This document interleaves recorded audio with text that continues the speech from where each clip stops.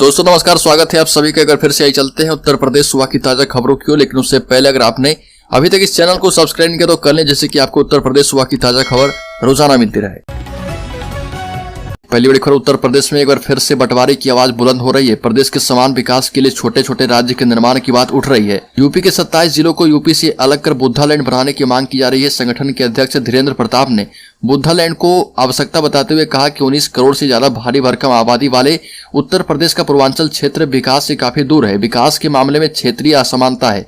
पूर्वी उत्तर प्रदेश को भयंकर बेरोजगारी, शिक्षा, प्रतिभा पलायन, जाति और धार्मिक हिंसा, इंसेफ्लाइटिस से जूझना पड़ रहा। न्याय, शिक्षा, चिकित्सा, रोजगार और मानव संसाधनों के समुचित उपयोग की खातिर छोटे राज्यों की महती आवश्यकता है।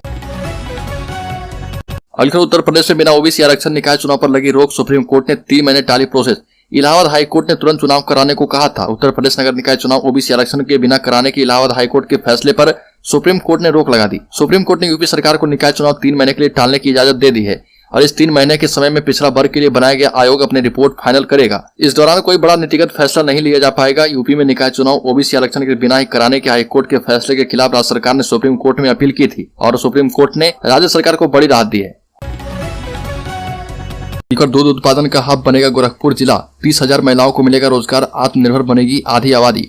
गोरखपुर को दूध उत्पादन का हब बनाने की ओर कदम बढ़ा दिए गए हैं। अलग अलग प्रयासों से इसे संभव किया जाएगा। महिलाओं को रोजगार देने के लिए राष्ट्रीय ग्रामीण आजीविका मिशन के समूहों को मिलाकर गठित दुग्ध उत्पादक कंपनी इस लक्ष्य को पाने में महत्वपूर्ण भूमिका निभाएगी। कंपनी का फोकस महिलाओं को उनके पैरों पर खड़ा करने के साथ ही गोरखपुर का विकास करना भी है।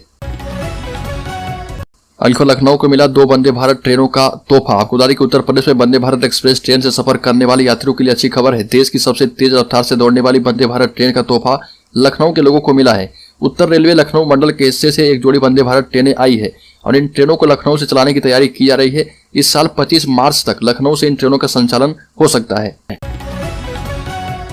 बॉलीवुड में बनी पठान मूवी पर ज्योतिष पीठाधीश्वर जगत गुरु शंकराचार्य स्वामी अभिमुक्तेश्वरानंद सरस्वती ने सवाल उठाए। सहारनपुर में पहुंचे शंकराचार्य ने कहा कि यह सिर्फ एक मूवी की बात नहीं, हर मूवी में हम सनातन धर्मियों को टारगेट किया जाता है। हमारे भगवा रंग, तिलक, श्लोक, वेद परंपरा तो कहीं हमारी संस्कृति को चोट पहुंचाई जाती है। हमारी सहनशीलता से भी परे जाकर हमें चिढ़ाया जाता है और ये लगातार हो रहा। प्रदेश में 33,000 से ज्यादा किसानों को योगी सरकार की सौगात कर्ज माफी का शासनादेश हुआ जारी। यूपी के 33,000 से ज्यादा किसानों को योगी सरकार ने नए साल का तोहफा दिया। प्रदेश के 33,408 किसानों का कर्ज माफ करने का शासनादेश जारी कर दिया गया है। कृषि मंत्री सूर्य प्रताप शाही ने वाराणसी में इस बारे में जानकारी दी। शाही ने बताया कि 2017 में प्रदेश में योगी आदित्यनाथ की सरकार बनने के बाद कैबिनेट में किसानों की कर्ज माफी का निर्णय किया गया था। अगली खबर, यूपी में नकल रोकने के लिए सभी कॉपियों में होगा बार कोड। इस डेट में हो सकती है परीक्षाएं। यूपी बोर्ड की परीक्षाएं फरवरी के दूसरे हफ्ते में शुरू हो सकती है। वहीं इस बार नकल रोकने के लिए कुछ अलग किया जा रहा। अब परीक्षा के दौरान नकल रोकने के लिए कॉपियों में बार कोड लगाया जाएगा और यूपी बोर्ड की परीक्षाएं फरवरी के दूसरे हफ्ते में शुरू होगी। आपको बता दें कि राज्य में बोर्ड परीक्षाओं के लिए पहली बार 3.5 करोड़ कॉपियों में बार कोड लगेगा।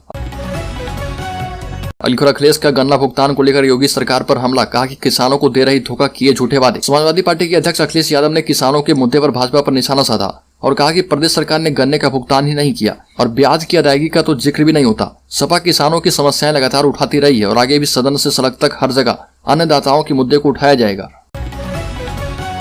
अगली खबर, बस्ती में ओपी राजभर ने कहा कि महिलाओं की आधी भागीदारी हो, अपने दम पर लड़ेंगे निकाय चुनाव, पूर्वांचल को बनाना चाहिए अलग राज्य। बस्ती में सुभाषपा की महिला अधिकार महारैली में राष्ट्रीय अध्यक्ष ओम प्रकाश राजभर पहुंचे और उन्होंने कहा कि महिलाओं की आबादी आधी है और इसलिए उनकी हर क्षेत्र में आधी भागीदारी तो होनी ही चाहिए। ओम प्रकाश राजभर ने पूर्वांचल को अलग राज्य बनाने का समर्थन किया और कहा कि पूर्वांचल की आबादी 9 करोड़ है और इसे अलग स्टेट बनना चाहिए। ओम प्रकाश राजभर ने कहा कि निकाय चुनाव पार्टी अपने दम पर लड़ेगी।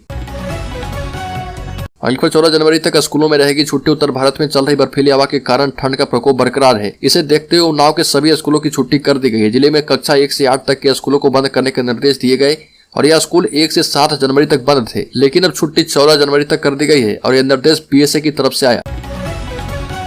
अयोध्या में स्थापित किए जाएंगे 12 हेल्थ एंड वेलनेस सेंटर। 15 से 20,000 की आबादी में स्थापित होगा सेंटर।